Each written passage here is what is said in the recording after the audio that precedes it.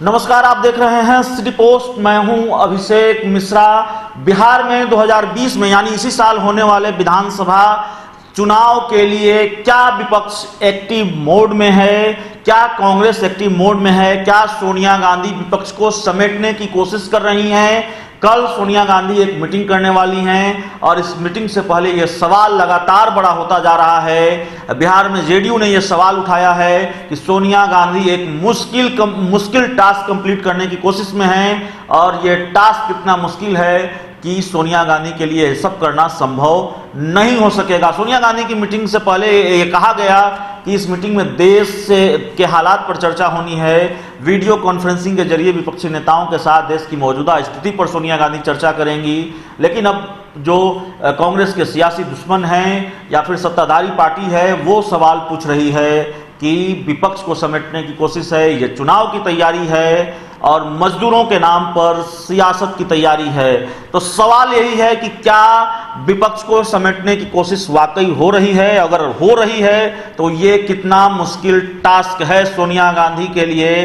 विपक्ष बिखरा हुआ है, ये बिखराव कई बार नजर आया है और अगर इस पूरी खबर को हम बिहार पर केंद्रित करें, सोनिया गांधी के टारगेट को, सोनिया गांधी की कोशिश को हम बिहार पर केंद्रित करें और ये माने कि सोनिया गांधी बिहार में विपक्ष को समेटने की कोशिश कर रही हैं, तो बिहार में बिखराव और भी ज़्यादा है।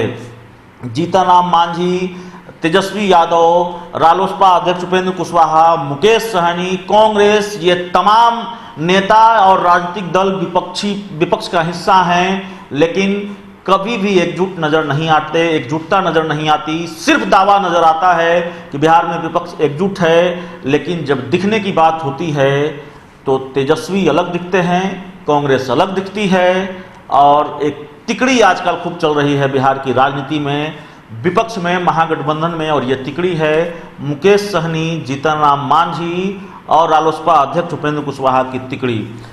तेजस्वी दिखे न दिखे, कांग्रेस दिखे न दिखे, इन तीनों नेताओं की मीटिंग जरूर होती है और जब किसी मीटिंग में मुकेश सहनी मौजूद हैं तो ये मान के चलिए कि जीतनराम मांझी भी नजर आएंगे और रालोसपा अध्यक्ष उपेंद्र कुशवाहा भी नजर आएंगे। तो एक तो विपक्ष कई खेमों में बटा हुआ है, महागठबंधन गुटों में बटा हुआ है।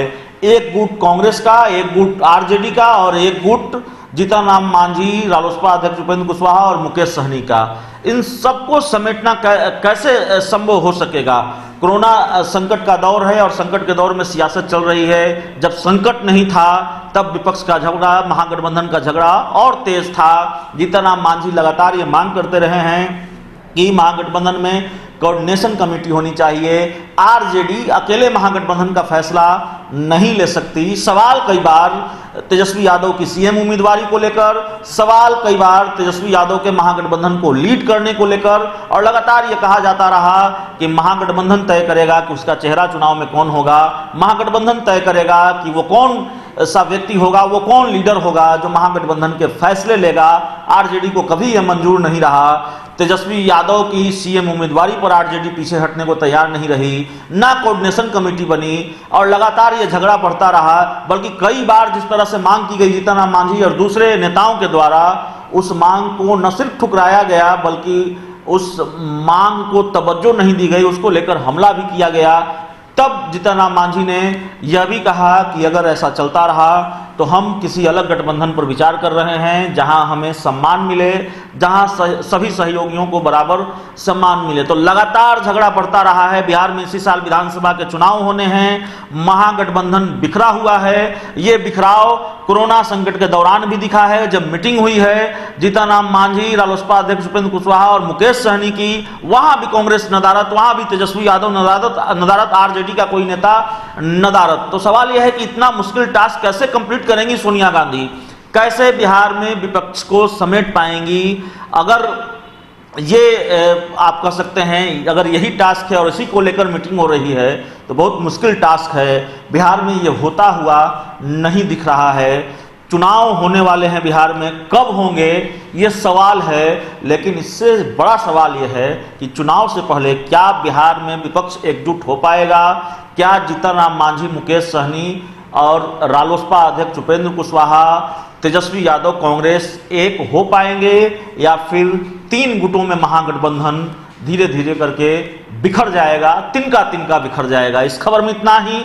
अगर आपको हमारी खबर अच्छी लगे इसे अपने दोस्तों के साथ शेयर करें, हमारे YouTube चैनल को सब्सक्राइब करें, बेल आइकन जरूर दबा दें ताकि हमारी खबरें सबसे पहले आप तक पहुंचे।